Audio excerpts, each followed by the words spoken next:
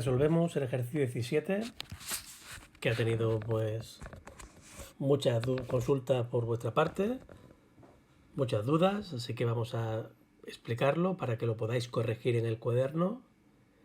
Y bueno, haberlo hecho y haberlo intentado, pues ya que requiere pues un esfuerzo que yo tendré en cuenta. Lo primero, me decían que teníamos un mecanismo reductor de velocidad. Es reductor porque siempre dijimos que los tornillos sin fin y engranajes eran reductores, eran mecanismos no reversibles, con lo cual el motor estará en el tornillo sin fin. Aquí estará el motor, en la parte del tornillo, aquí está el motor, este es el que gira primero, y el motor irá muy rápido, con poca fuerza, pero la rueda irá más lento y con más fuerza. Eso es lo que nos van a ir preguntando. Entonces nos dicen que en el eje del motor se conecta el tornillo sin fin, ¿vale? Tal como lo tenemos aquí.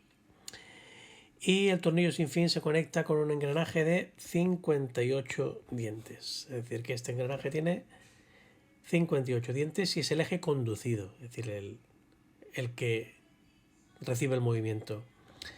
En dicho eje se instala un torno de 20 centímetros de radio, es decir, que aquí, quizá en el otro eje, en el otro lado que no se ve en la fotografía, van a poner un torno, es decir, una especie de polea de 20 centímetros de radio. Apartado A, bueno, nos dicen también que la velocidad de giro del motor es de 200 revoluciones por minuto, es decir, que N1 igual a 200 revoluciones por minuto, y que el momento del par de giros son 4 Nm. Momento 4 Nm. Primer apartado. Apartado A. ¿Qué tipo de transmisión o transformación del movimiento realiza este mecanismo? Bien, como muchos de vosotros habéis respondido, el tipo de mecanismo realiza una transformación cambiando el plano de giro. Es una transmisión circular de tornillo sin fin a rueda engranada, transmisión circular de giro con cambio de plano de giro. Ese sería el apartado A. El apartado B me pedía representar gráficamente el sistema. Ese no tenéis que hacerlo en el formulario, pero sí es conveniente que al menos lo hagáis en el cuaderno porque nos ayuda mucho a entender el ejercicio y a poder solucionar el apartado C. Bien, pues aquí os dejo la representación gráfica que se podría haber hecho, más o menos detallada, de el tornillo sin fin. Se va a poner arriba abajo, da igual, aquí se pone arriba para que se vea con más claridad. La rueda dentada, que no se dibujan los dientes, sino que se pone así como una línea de raya y punto. Y aquí tendríamos el torno y por último la carga que tiene conectada. En el apartado C nos piden la velocidad de giro del torno, ¿vale? Sería el apartado primero del C, el C1. La velocidad de giro sabéis que se mide en revoluciones por minuto. Como es un tornillo sin fin, la fórmula que tenemos que utilizar es N1 por E1 igual a N2 por Z2, siendo E el número de entrada del tornillo. Si es verdad que no especifican el número de entradas, cuando no especifiquen nada, el número de entrada del tornillo va a ser siempre 1. Nos dicen que el motor va a 200 revoluciones por minuto. Como el motor está en el eje del tornillo, N1 son 200 revoluciones por minuto por una entrada en contacto con el diente, N2, que es lo que nos piden, que es la velocidad de giro del torno por el número de dientes del torno, que son 58. Despejando N2, me queda que son 200 por 1 partido 58. Y eso me da 3,45 revoluciones por minuto. Sé que alguno habéis tenido dificultad, no sé qué ha podido pasar en el formulario que nos dejaba poner la unidad. No pasa nada, si no lo permitía, pues no es problema vuestro. Tendré que revisarlo bien para que no ocurra en siguientes formularios. Muy bien, 3,45, quien le haya dado bien, y quien no, pues corrige ese dato. Con lo cual ya tenemos este apartado aquí, que es la velocidad de giro del torno. hasta aquí tendríais que haber llegado todos porque es muy sencillo, simplemente aplicar la fórmula. Y ahora vienen las que son un poquito más de pensar y de haber comprendido mejor el tema. La siguiente que nos pedían, ¿vale?, era la velocidad de desplazamiento de la carga. Tened en cuenta que teníamos el tornillo estaba con una rueda, aquí había un torno y aquí subía una carga, ¿vale? Esta era una carga que subía, por eso la velocidad de subida del torno. Cuando gira el motor está aquí, va girando en el tornillo, esto hace que gire la rueda dentada y que suba la carga.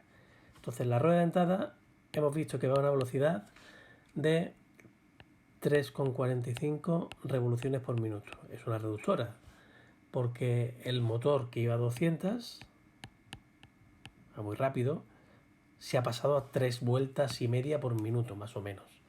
Entonces, al ir más lento va a tener más fuerza para subir una carga.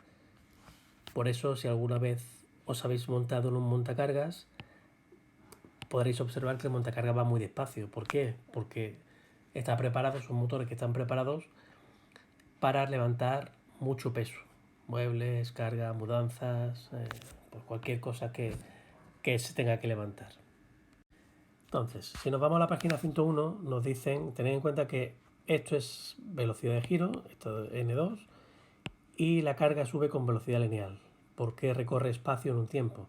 La rueda no recorre espacio partido tiempo, porque está siempre en el mismo sitio, solo da vueltas, solo tiene revoluciones por minuto. Entonces la carga va a subir con una velocidad lineal V, ya no es N, sino que sube.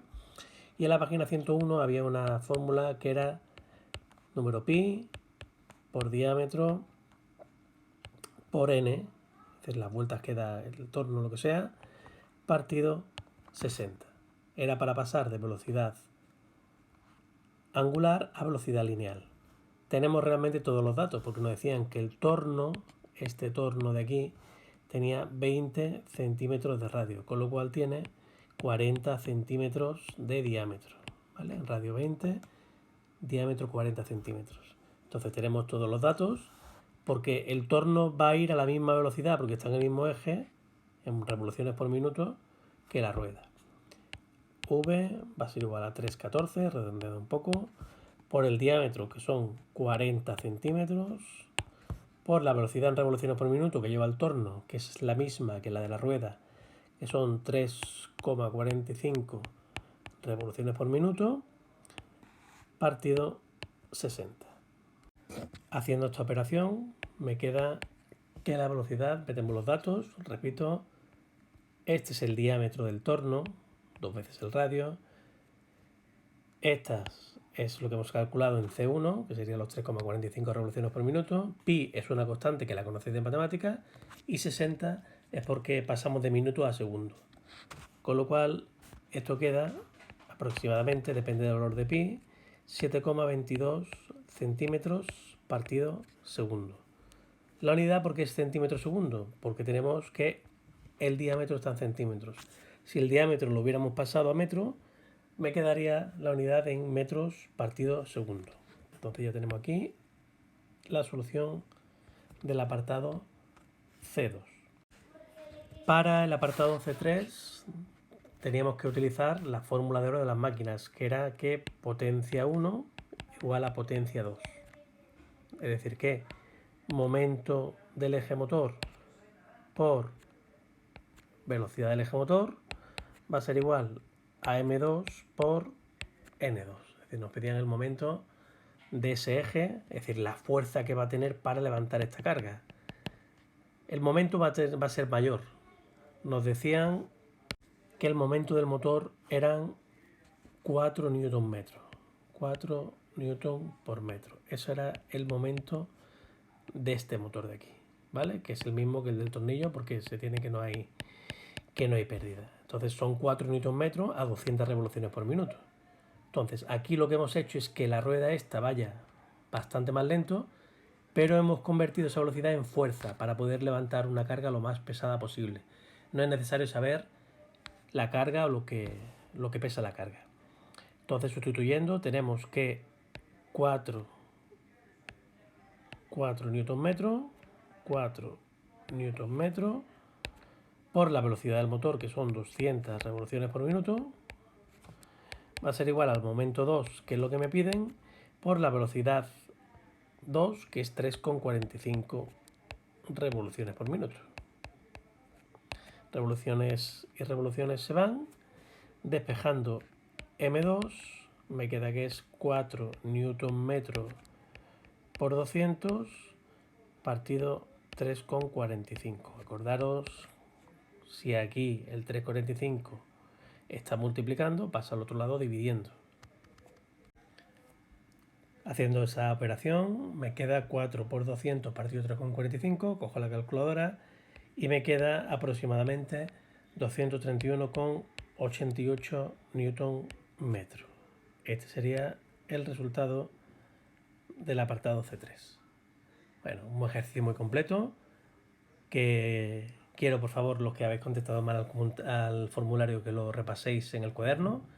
Podéis corregirlo encima, en rojo, me da igual, ya para cuando entreguéis la fotografía del cuaderno, que vaya todo bien. Hasta luego.